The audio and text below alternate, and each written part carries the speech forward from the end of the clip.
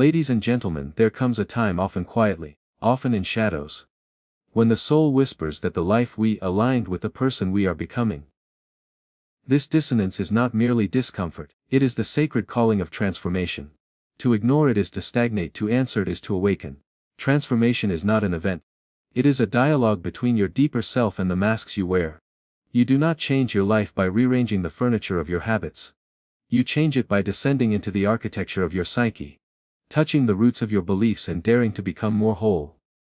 To begin the journey of transformation, one must first look inward, not with judgment but with sincere curiosity. Most people try to change their lives by fixing what is visible, habits, routines, schedules, but overlook the deeper patterns operating beneath consciousness.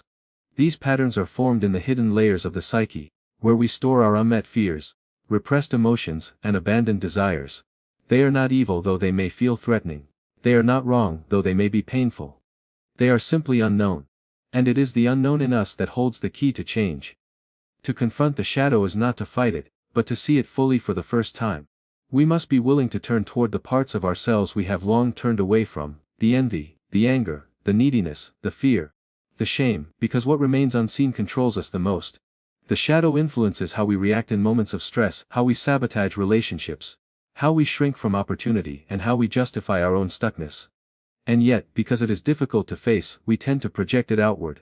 We see our own insecurities in others and call them arrogant. We see our own suppressed rage and call others dangerous. We feel threatened by the freedom of others because we've buried our own desire to live freely.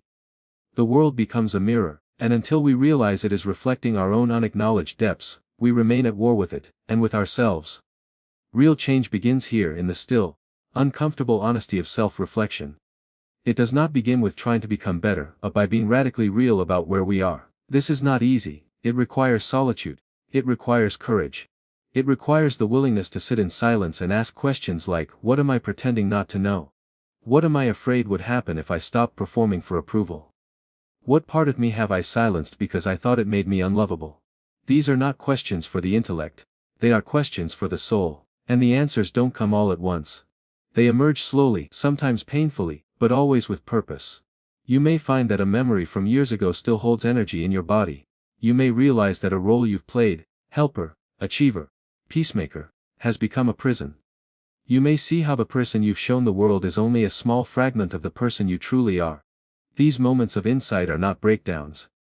They are invitations to begin living more consciously, more truthfully. You might resist at first. The ego will fight to maintain the image it has spent a lifetime building.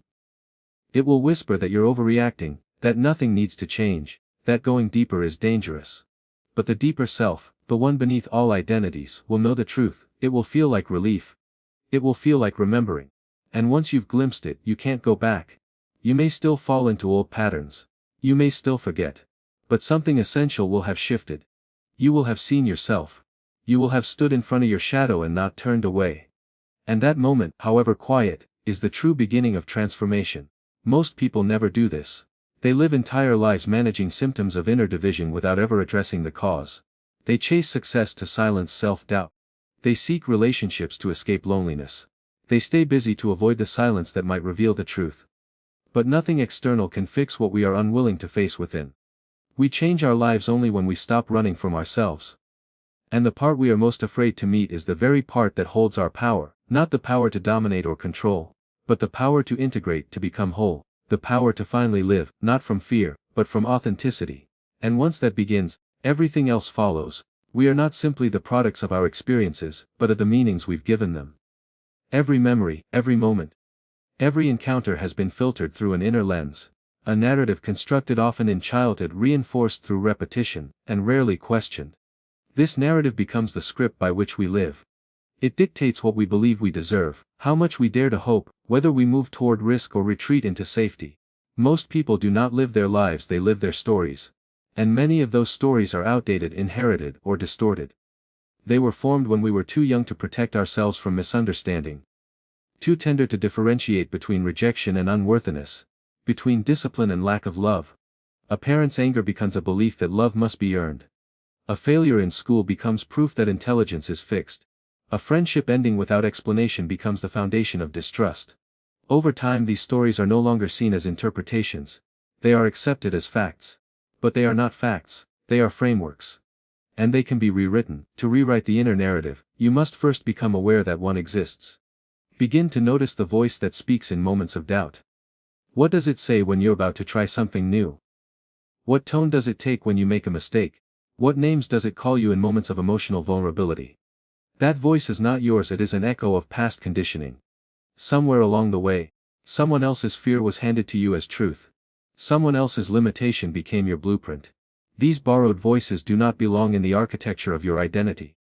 And yet they have been living rent-free, narrating your life in a way that keeps you from fully stepping into it. The process of rewriting begins when you stop identifying with the voice and start observing it. When you can hear it without obeying it. When you can question it instead of defending it. Ask, is this belief true, or is it familiar? Did I choose this story, or was it chosen for me? Rewriting doesn't mean pretending everything was beautiful. It doesn't mean covering pain with false positivity. It means reclaiming authorship. It means going back to the scenes in your memory that have shaped you and seeing them with new eyes. The eyes of someone no longer helpless. Someone no longer seeking permission to feel. Someone capable of seeing nuance where there was once only blame. You may realize that your wounds are not marks of shame, but of survival. That your sensitivity was never weakness but a sign of depth. That your longing was not a flaw but the seed of your potential. When you begin to see yourself not as broken, but as someone who has endured and evolved, the narrative begins to shift. You do not have to erase the past to change its influence. You only have to retell it with more compassion, more context, and more truth. The child who was misunderstood is not the failure. He was never given the language to express his inner world. The teenager who made mistakes was not doomed. She was experimenting with freedom in a world that punishes curiosity. The adult who still struggles with fear is not weak. He is carrying weight he was never taught how to release. These new interpretations are not lies. They are more honest than the original story. Because they include your growth, your resilience, and your capacity for reflection. This new story must then become the lens through which you meet the present. When something challenges you, remind yourself that you are no longer the person you were when the old story was formed. You now have choice. You now have awareness. You now have language. The story must evolve to match your becoming. It is not enough to dream of a new life while clinging to an old identity.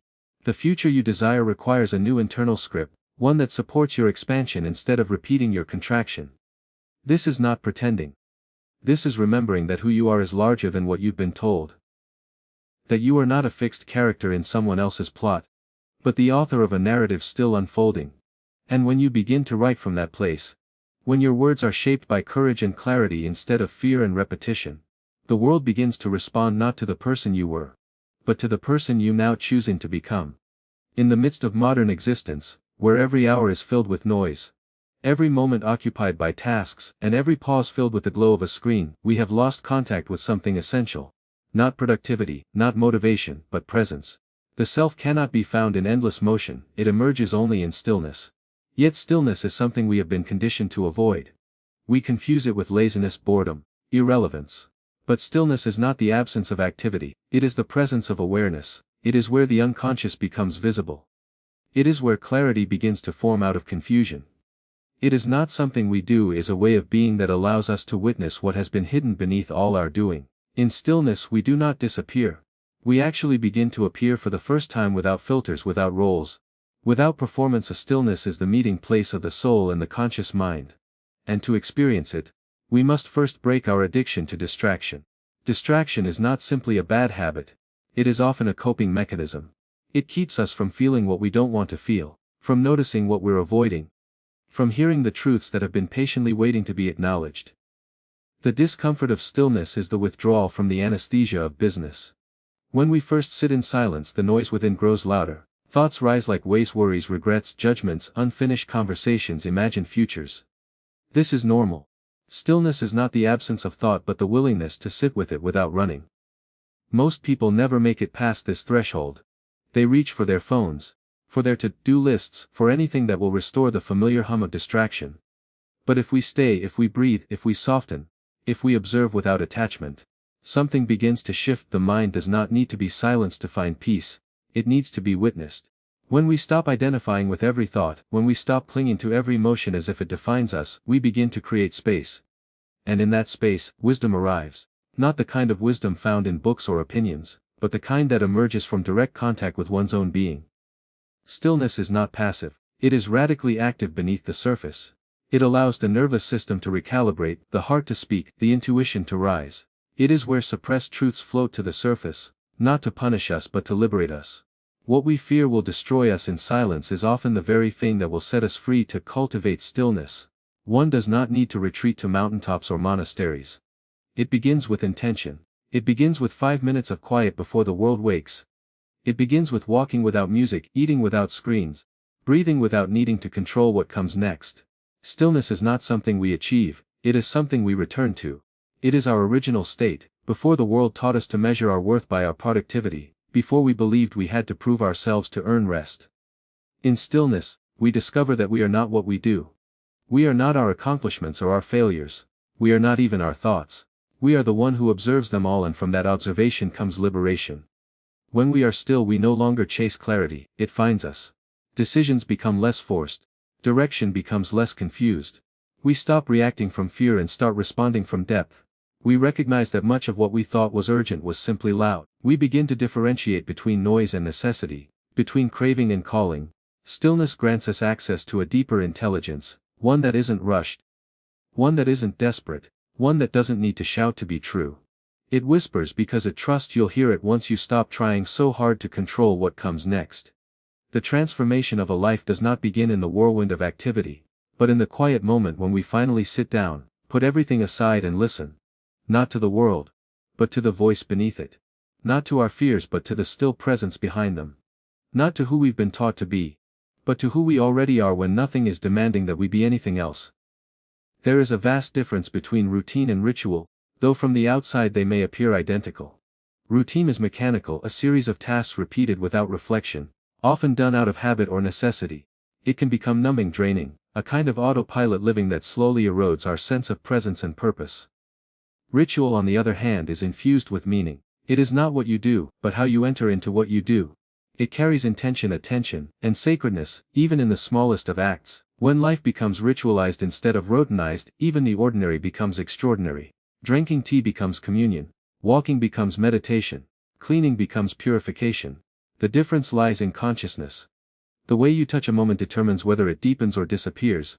In the pursuit of change, many attempt to overhaul their routines. Wake earlier, work harder, eat healthier, move more efficiently. But unless these shifts are accompanied by inner presence, they quickly become another performance, another task to measure and judge. Change that is sustainable arises not from force but from reverence. When you begin to bring awareness to the way you start your day, to the way you speak to yourself, to the way you transition between moments, something begins to shift. You are no longer rushing through life trying to get somewhere. You are arriving over and over again to the moment you're in.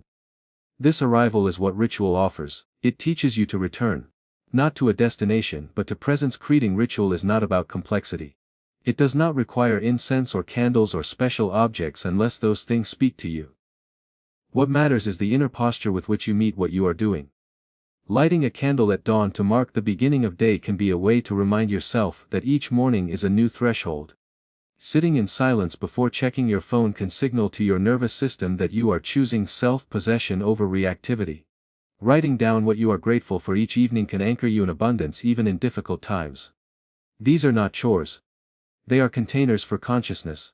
They are the soil in which deeper transformation takes root. When life feels overwhelming, chaotic, or fragmented, returning to ritual can ground you. It gives shape to the formless, rhythm to the scattered, intention to the habitual. It allows you to feel the passage of time not as something you are drowning in, but as something you are co-creating with. Ritual invites slowness, and in that slowness you meet yourself. In a world obsessed with optimization and speed, ritual is a radical act of rebellion. It is a choice to say that your life is not a race, your soul is not a machine, and your worth is not measured by output. It is the refusal to allow your sacred attention to be stolen by urgency. Ritual also becomes a mirror. Over time, the rituals you commit to reveal what you value, what you fear, what you long for. They are not rigid containers but evolving reflections of your becoming. As you change, your rituals will change too. What felt grounding at one point may become limiting. What once felt essential may fall away. This is not failure. It is evidence that you are alive, growing, responding to the deep current of your inner evolution. Let your rituals breathe with you. Let them evolve with honesty. Rituals do not guarantee peace or transformation. But they create the conditions for both to emerge. They clear a space in which something deeper can arrive. A new thought. A surprising feeling, a moment of clarity, an unexpected release. And often that is all that is needed. A small shift in awareness, a breath taken fully, a moment met without resistance. These small moments accumulate. They build something within you that is more resilient than discipline. More alive than habit, more enduring than motivation. They build a life that is awake. A life that is not just happening, but being lived with presence, reverence, and meaning. A life that does not wait for the extraordinary, but sees the extraordinary hiding in the ordinary. Waiting to be uncovered through the quiet, steady power of conscious repetition. There comes a moment in every journey of growth where continuing forward no longer means adding more, but learning how to let go. The desire to change often begins with a list. What to achieve, what to become, what to improve. But true transformation asks a different question: what must end? We are taught to cling, to hold on, to persevere even when the weight we carry no longer serves who we are becoming. We are told that letting go is weakness. That endings are failures, that release is retreat, but in truth, every meaningful beginning is made possible only through the courage to end what no longer aligns. There are people, beliefs, identities, roles, and habits that once served a purpose in your life, perhaps even saved you in a time when survival was more important than growth. But seasons change and what once protected you can become what now imprisons you. Letting go is not rejection. It is not anger. It is not abandonment. It is an act of clarity. It is the recognition that your energy is sacred. And it must not be wasted maintaining the illusion of life in something that has already completed its purpose. Some things do not break because they are flawed, they break because you have outgrown them. And still we hesitate. We cling to the familiarity of the known even when it hurts, even when it drains us, even when it no longer reflects who we truly are. The human mind is wired to resist uncertainty, and endings, by their nature, bring uncertainty. What will life look like without this relationship, this job, this story I've told myself about who I am? Who will I be without this role I've played for so long? These are frightening questions, not because we are unprepared, but because we rarely give ourselves permission to ask them. Sometimes the deepest loyalty we feel is not to truth, but to continuity. We stay because it's what we've always done. We maintain connections out of guilt. We hold on to pain because we mistake it for meaning. We replay old patterns because they feel safer than writing new ones. But every time you say yes to something that is no longer meant for you, you say no to the future that is quietly waiting. Necessary endings are not punishments, they are thresholds, and crossing them requires grief. Grief not just for what is lost, but for what never became. For the time spent trying to fix something that only needed to be released. For the dreams that didn't fit into the reality you worked so hard to preserve. To allow something to end is to trust the intelligence of life more than the fear of your mind. It is to trust that space is not emptiness but invitation. That every exit is also an entrance. That clearing what no longer belongs makes room for what truly does. This is not a romantic process. It is often quiet, heavy, uncomfortable. You may not receive immediate rewards. You may feel disoriented, even lonely. But beneath that discomfort is the unfolding of something real. The death of what is false always feels like loss at first, because we've built our identities around illusions we mistook for stability. Letting go is not a single act but a daily choice. It is choosing, again and again, not to return to what diminishes you. Not to re-engage the pattern just because it feels familiar. Not to resurrect a version of yourself just to keep someone else comfortable. And as you make that choice, you begin to discover a new kind of strength. Not the strength to endure, but the strength to release. The strength to leave without needing to be chased. The strength to feel the emptiness and not rush to fill it. The strength to trust that what is meant for your future will not require the betrayal of your soul to keep. You do not need to justify what no longer feels aligned. You do not need to explain your growth to those committed to misunderstanding it. What must go will go. What must remain will remain. And what is true will always find a way to return, not as a weight, but as a wing. There is a profound shift that occurs when you stop preparing for the life you want and begin living as if it is already yours. Most people wait. They wait for the right moment, the right mood, the right opportunity. The right permission to finally step into who they sense they could become. They see transformation as something far off in the distance, something they must earn or deserve or chase. They create versions of themselves in their minds that are always one step ahead, always just out of reach, always conditional. But change does not happen in the future. It begins the moment you start embodying a different frequency, a different story, a different level of self-respect. Living as if already transformed is not pretending, it is remembering. Remembering that the gap between who you are and who you want to be is not a lack of worth, but a lack of alignment. To live as if already transformed is to move from waiting to choosing. It is to make decisions from the self you are becoming, not the one you are trying to leave behind. This means asking not what would make sense to your past, but what would honor your future. It means stepping into rooms, conversations, and moments with the posture of someone who knows their value, not as arrogance but as reverence for the life they are consciously creating. It means no longer betraying your intuition to maintain someone else's comfort, no longer diluting your truth to protect old versions of yourself that were built in survival. It is to stop outsourcing authority to those who never had the capacity to see you clearly and to start listening to the inner voice that always did. This way of being is not about faking confidence or forcing outcomes. It is about internal coherence.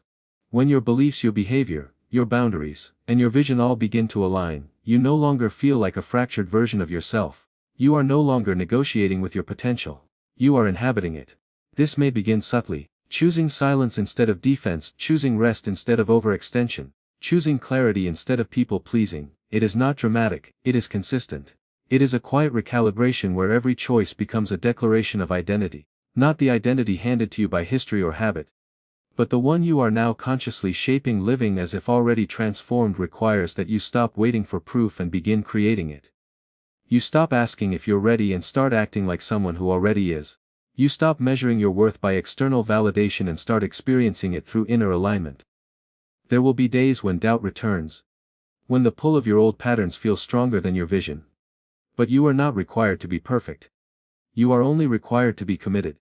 Each time you choose the self you are becoming over the self you've outgrown, you collapse the distance between intention and embodiment. You become less concerned with appearances and more devoted to truth. You stop needing to explain your path to those not walking it with you. This process is not linear. You may move forward and then fall back. You may feel moments of great clarity followed by confusion. But even in that, something essential is changing. You are no longer just reacting to life. You are relating to it from a place of sovereignty. You begin to notice the subtle shifts in how you carry yourself, how you speak, how you hold your boundaries, how you treat your body, how you honor your time. These are not surface-level adjustments.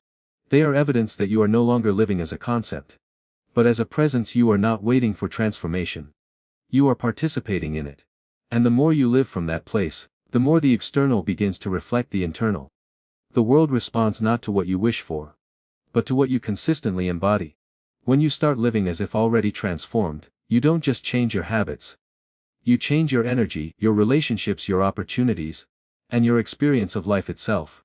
You become a match for the life that once felt distant, not because it finally arrived, but because you finally did. 6 months is not a long time, but it is enough to begin again, not by becoming someone else but by finally becoming yourself. You are not here to perform perfection, to meet the world's expectations, or to outrun your past. You are here to become whole. And wholeness, unlike happiness, is not a fleeting feeling, it is a homecoming. Go then, not to change your life, but to awaken it. The door is open. Will you walk through?